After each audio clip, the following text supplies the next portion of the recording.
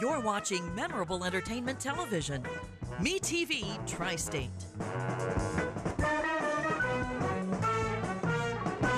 Broke the story on local homestead tax credit fiasco. Expose the Evansville Redevelopment Commission excessive spending habits. Your community watchdog. CityCountyObserver.com is your online community newspaper dedicated to the progress of Evansville and Vanderburgh County. We're a nonpartisan publication providing insight into political issues and events that shape our community. We are a watchdog for you, the citizen. Check us out online, city-countyobserver.com. That's city-countyobserver.com. Tri-State Voices, an open discussion with area leaders on issues affecting communities throughout the Tri-State. Now, here's your host, Mike Woods. Good morning. Welcome to Tri-State Voices. Every week, Tri-State Voices interviews a community leader concerning issues that are important to all of us. Tri-State Voices is sponsored by WTSN, the City County Observer, and my office, Woods & Woods. Hi, I'm your host, Mike Woods. Today, we're honored to have Chris Kiefer here. Chris is the current president of the Vanderburgh County School Board. He's been on the school board for 12 years. He's a professor at Ivy Tech. He has a bachelor and master's degree. He was also a deputy sheriff for 10 years before he left to go to Ivy Tech. Chris, I'm honored to have you here. Hey, I appreciate the opportunity. Probably, let's start on something, really a high note, something pleasure. The news just got reported that Signature School is rated as the #1 public high school in Indiana. Great. So what I'd like to ask you is, really, tell me, what is a Signature School, what's a charter school, and how did Signature School end up so good? Well, you know, the EVSC, we sponsor 2 charter schools, one being Signature School and the other one being Joshua Academy. And a charter school it's a kind of a public-private school. They receive public funds, but there's some requirements to actually get into the school. Charter school has always been a leader in the educational community, and I know they'll continue to be a leader in the educational community. Okay, well, if somebody wanted to start a charter school, how do they go about that? You know, there is a charter, there's a state charter board that does come in, they look at communities, and we had one in, I think last year, and they looked at what we needed in this community, and they determined that we do not need another charter school in this community, that our educational needs in Vanderburgh County are being met. Can a charter school be religious-based? You know, typically, if you're going to receive public dollars, and Joshua Academy originally was a religious institution, but to become a charter school and to receive public dollars, you have to pull out the religious side of it. Okay, so they're, with regard to religious issues, they're basically held the same as North High School or any other school? Yes. Okay. Well, what's the real purpose of a charter school? I mean, why don't they just have the public high schools? Is that a duplication? Well, not necessarily. I mean, you know, education's unique. Everybody wants different opportunities. And so, you know, you've got public schools, you have private schools, whether it's a parochial school or a Lutheran school, and then you have charter schools. And a lot of times, charter schools will, you know, they have different offerings, they have a different makeup of student population that may come in there. And you know what, there's room for all educational institutions to thrive in this community and be successful. And bottom line is what we want to make sure we partner children and kids up with the proper educational opportunity for them so they're successful.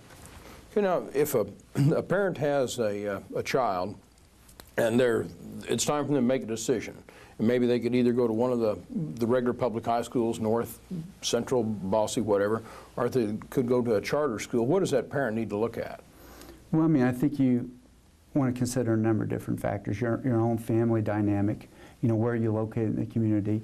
Are you going to participate in any extracurricular activities? Of course, you look at the strength of every school that you may go to academically. So there's a lot of variables that you look at when you decide what school to send your kids. So it is an important decision to make. But you know, I would put EVSC public schools up. They can compete with anybody. Okay, but what would the charter school offer a student that a normal public high school might not? I don't know that necessarily offers them anything greater than the public school. You know, if you look at and you say they're ranked #1 in the nation, you know, every school is going to have that student that does very well. I don't care which school they go to. So I think it's going to be, it gets down to a personal decision that you and your family make on which school to send your kid to. You know, are the teachers at a charter school, are they employees of the Evansville Vanderburgh School Corporation? No, they're not. they're not. They employ their own teachers. Joshua Academy, they employ their own teachers. They have their own boards. We sponsor them. Okay, they come in and they make a presentation to the board once a year, just talking about the successes, what they're doing, and their scores. But no, they have their own boards and they have their own teachers. They employ their own teachers. So they have a fair amount of autonomy then. Oh, absolutely. Okay. What's the criteria for being admitted to a charter school? Generally in public schools, they have to take all students. Sure. Is a charter school held to that same? You know, I think they do have a certain criteria. I can't get into the specifics because I just don't know the actual specifics of each charter school. But I think there are some criteria that the student has to meet to get into that school. Where in the public schools, we take everybody, we welcome everybody to the public schools, and I'm sure they welcome everyone additionally. Okay, and I guess if somebody went to a charter school and for whatever reason it didn't work out, they can always switch to the regular public schools. Yeah, that's absolutely true. You probably do have students, I guess, switch back and forth. Understand, a charter school is a public school. Yes. But your traditional, what you're, describing as a public school, sure, absolutely. Okay. How many students are in the charter schools in Vanderburgh County? You know, I don't know the exact numbers. Yeah, just roughly. I really don't know exact numbers. I believe they're probably, I really couldn't give you an exact number. All right. You just signed a new contract with the employees, and it's the first time, I think, in 5 years where everybody got a raise. Mm-hmm. How was that possible? Well, part of what made it possible was we had to restructure our health insurance. Health insurance costs were really eating a lot of our monies away from our budget. We spent about $30 million a year on health insurance. What we did with the health insurance, and the reason we were able to give all of our employees a 2% raise this time was because we completely realigned the way we did health insurance. And how we did that was we went to a direct contribution. So instead of the employee, say, paying 12% of the premium, we went and we paid 88%. We went to a direct contribution. So we told them it's not going to be percentage-based anymore. We're going to give you so much to go towards your health insurance, each employee. Then what we did was we started a marketplace style health insurance option. So they had a couple of different things that they could pick, and they could tailor it to their need. All right, so they could go in and they could say, I want a Cadillac plan, low deductible, low out of pocket. Well, that may cost them more monthly to have that. That's their choice. Or they could say, I want a higher deductible, higher copay, and then basically they could pay as little as a penny a month because we're going to be providing them enough money to cover those costs.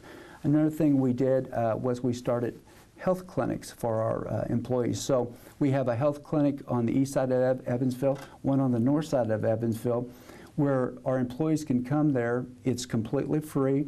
They can get a wide variety of things done there and get their annual physicals taken care of. They can go in if they've got the flu and get shots, a number of things. They also receive free prescription medicine, generic prescription medicine there. So the reason for that is if they utilize that, hopefully they won't utilize their health insurance, and that would drive those costs down, which leverage more monies for us to share with them in the form of a raise. And through those changes, that's how we were able to give our employees a 2% raise. I guess in the health clinics you're talking about for the school employees, it's similar to what the county and the city set up for their employees. The city and the county have health clinics, and it's nothing new. It's been going on for a while, but it shows that, one, it's forcing, it's not forcing, but it gives employees the opportunity to go in and just maintenance. They do health screening checks with employees, and what we're finding is people are healthier longer. They're not utilizing their health insurance. They're utilizing the clinics to stay healthy, and once again, that's driving the cost of our health insurance down. Yeah, one of the most expensive ways to get health care is if somebody's forced to go to emergency room, and that's not the best way to get health care. You see different doctors and everything else, but it's also really expensive. It is, and we want to give the best health insurance options to our employees, and that's what we're doing. You know, whenever I have a guest that's going to come under, I get all these emails, and one of the most common emails I got is wanting to know what school board members are paid. Well, by state statute, the most a school board member can be paid is $2,000 a year, okay? They also receive a stipend for each meeting. So Total, if you make all the meetings, I don't know, on average, it's around $4,000 a year that you would receive with what the state allows and then the stipend. Just to tell you a little bit about being a school board member, it's an elected position. It's a nonpartisan position. You serve 4-year terms. In Vanderburgh County, we have a District 1, a District 2, and a District 3, which with 2 members in each district, and then we have an at-large district where they run at large. There's 7 members on the school board. So, I mean, it's an elected position, and a lot of people don't realize that. So, yeah, 7 different members on the school board. Okay, so if you make every meeting, you're going to get paid about $80 a week. Yeah, you're not doing it for the money. You're doing it because you care about what's going on in the community as far as education. And, you know, the thing is, a strong education is critical to development, economic development in our community. If you got a strong education, you're less likely to end up in the criminal justice system, and that's a lot more expensive. So we want to educate kids, we want to move them along, we want to help them get good careers and jobs.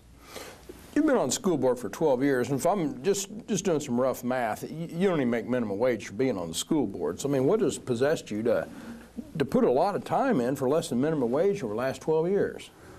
Well, you know, people know me, know that I am passionate about education, and I'm passionate about giving kids opportunities to be successful. That's why I got into it. I mean, when I first decided to run for school board, I was with the sheriff's office. I was a DARE officer, so I was in the schools.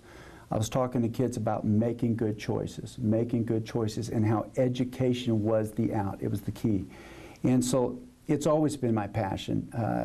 I did that for 5 years as a DARE officer.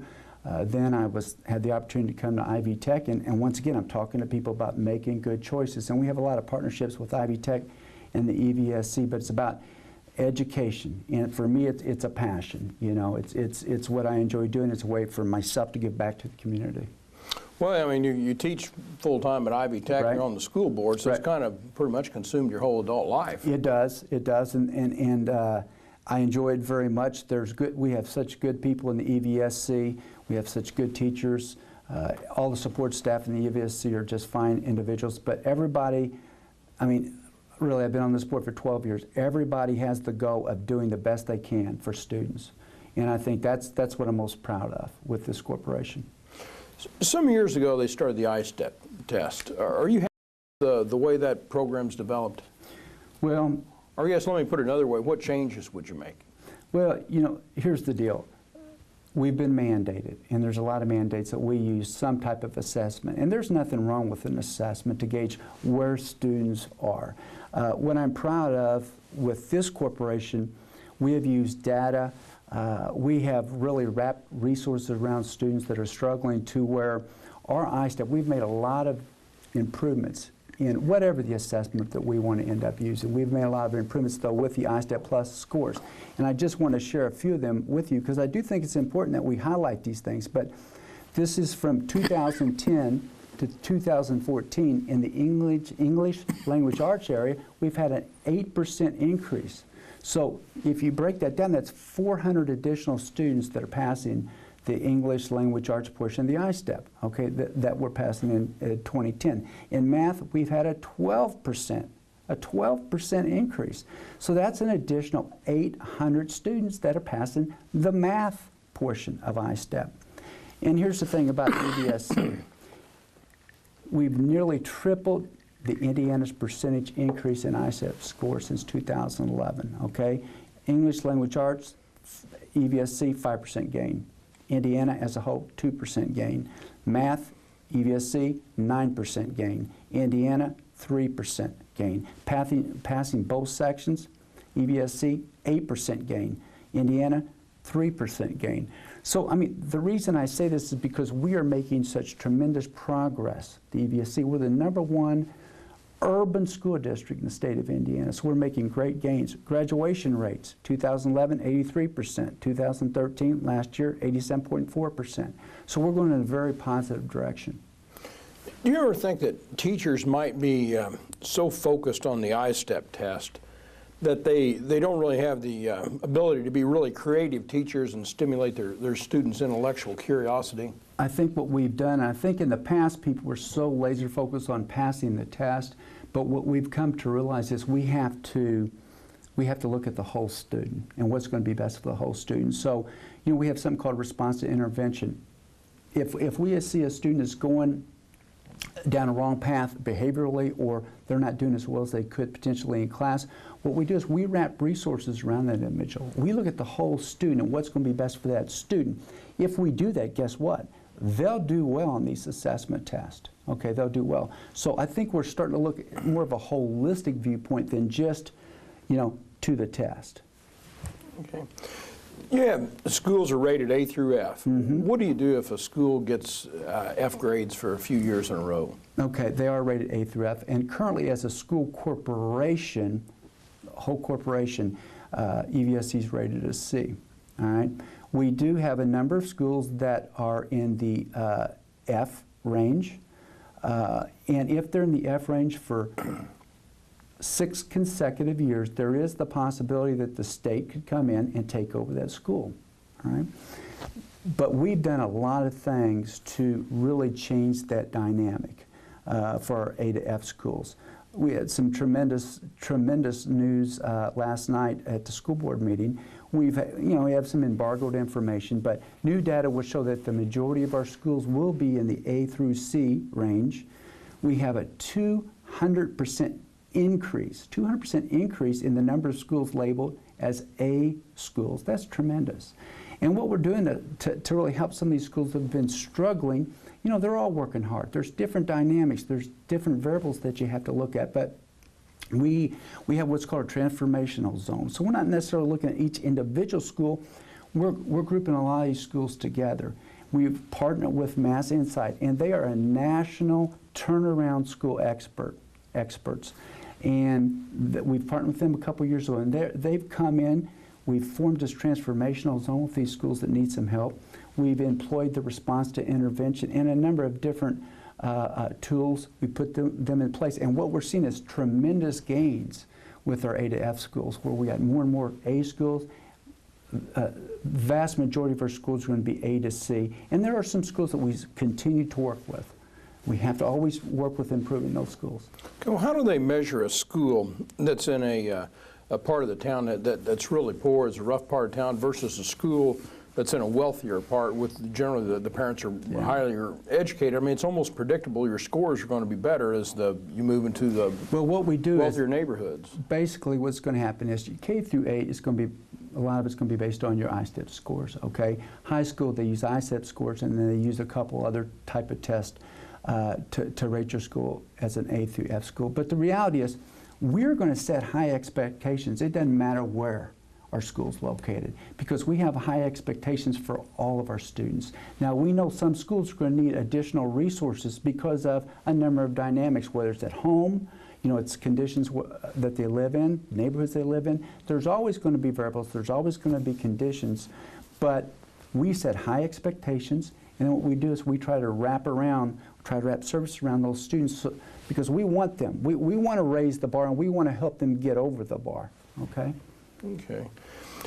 How do you evaluate teachers? You know, we do have a new evaluation tool in place, and actually in 2011 the law changed.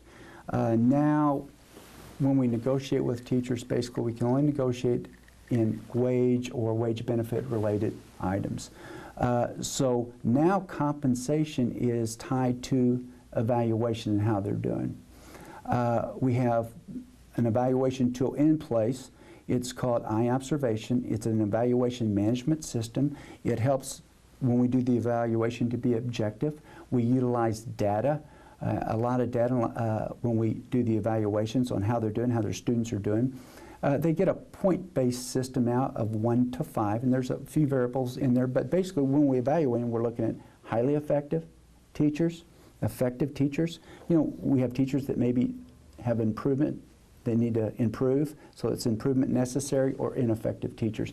And I have to say, the highest percentage of our students are very effective teachers, and they will continue to be. And for the ones that need a little help, you know what, we're going to help get them professional training to become effective or highly effective teachers. So if not, guess what? Who are going to be our teachers? highly effective or effective teachers. That's who we're going to put in the classroom. Well, how do you measure that? From the increase in ISTEP scores from the kids, or how do you really look at like somebody? I said, there's a number of variables. One of them is going to be the test, and a lot of times it's just not what they scored on the test, but it's percent of gain. So let's say you're a teacher in one of the transformational schools, and let's say your students score a certain percentage, all right? When we're evaluating you, the teacher, what we're going to look at is, was there a gain in those scores? Okay, did they improve? Okay, they may not be as high as some other schools, but was there a gain? And that's how we're going to evaluate the individual teacher, all right, in those particular schools. Yeah, that seems fair, because if you're comparing one school in a tough neighborhood to another school, that's not comparing apples to apples. Right. So you almost have to look at that percentage change and see if you're making progress. What you'll find is that teachers, many times, all of our teachers work extremely hard, okay? So a lot of times, if you're in school A, you're working hard, you're considered a superstar. You're working in school B, you're working just as hard, but the scores may not be as high. That doesn't mean you're not a superstar. Sure. Okay? But if you just go by the scores, it may not define you as a superstar. We want our superstars in all of our schools. We want high expectations for our students. And so, like I said, the evaluation is going to be based on scores and then growth on those scores.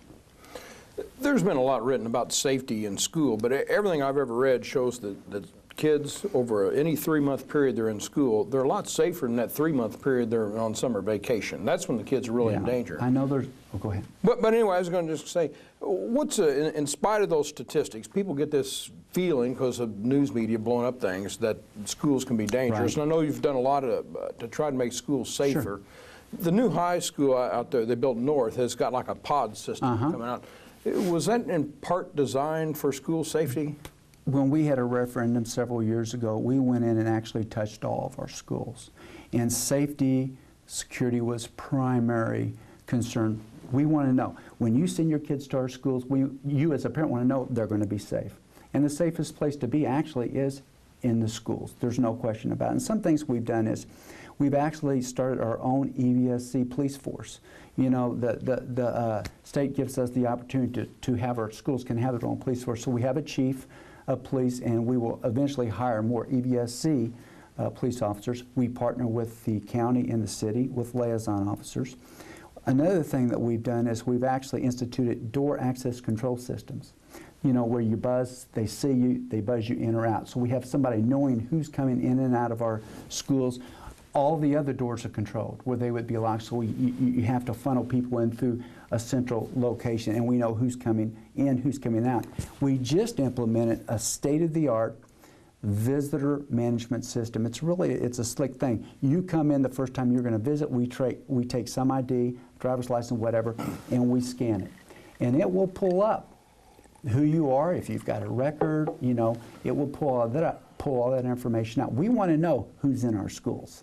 Okay, so it's another mechanism that we have. And we practice a lot of safety and security protocols, whether it's the ALICE system, whatever it may be. We always think safety and security is paramount in the school system because, first of all, if you feel safe, you feel secure, it's more conducive to learning, it's more conducive to teaching, and it's just someplace you want to go. And so, yes, it's been paramount in what we do, safety and security. When I was a senior in high school, they still had the open campus, and so everybody could leave at lunchtime, go out, do whatever they wanted to do, hopefully go get something to eat and come back.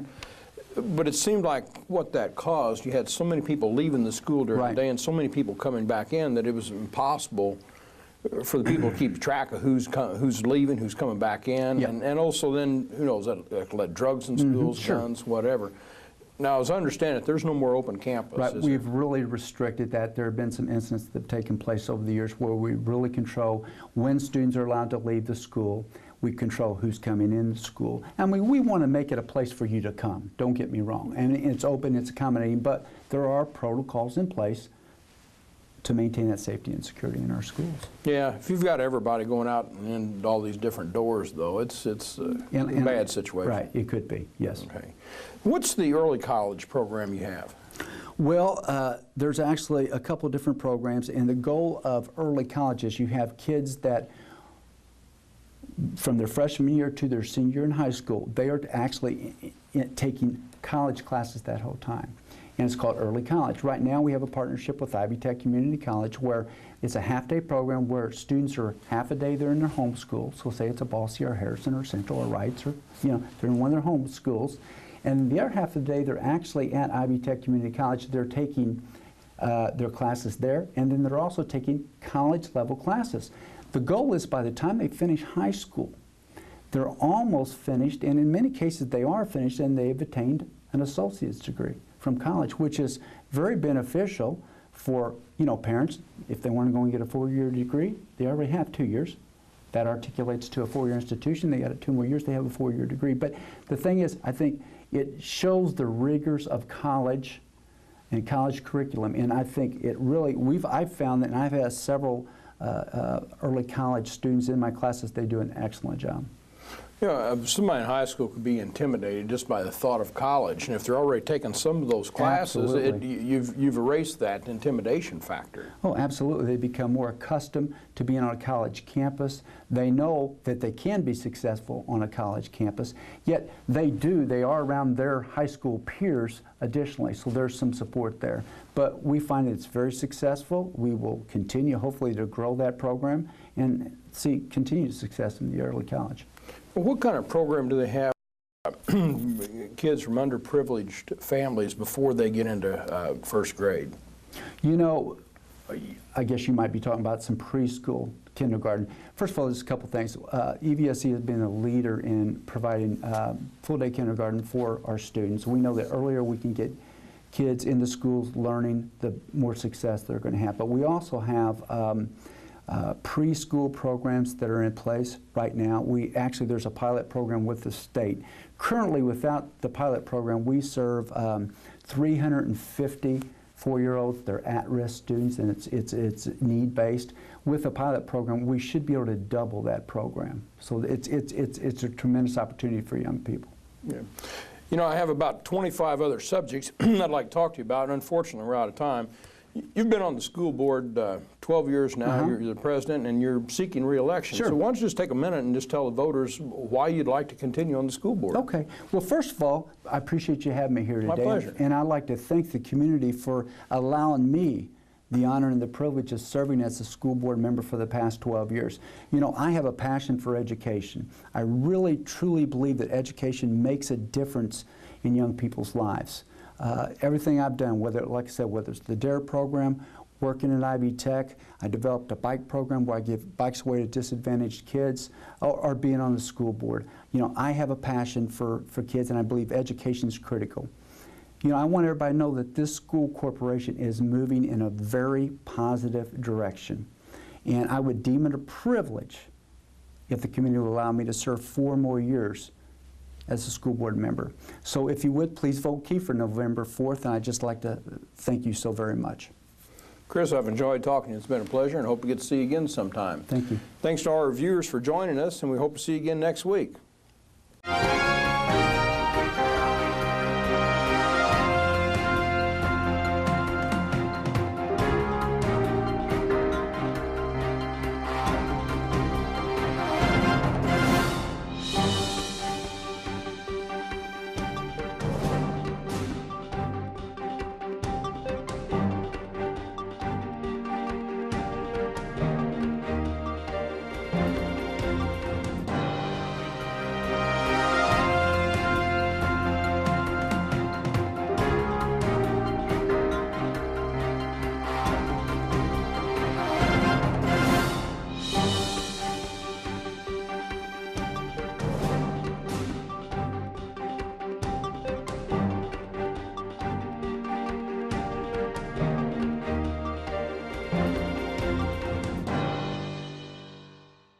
At Woods & Woods, we're proud to have served our community for over 25 years.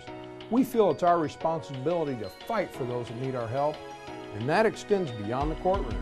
You see, it's about doing the right thing for our friends and neighbors. There are many that have fought hard for us, that have reached out to help others, that need a hand when they are struggling.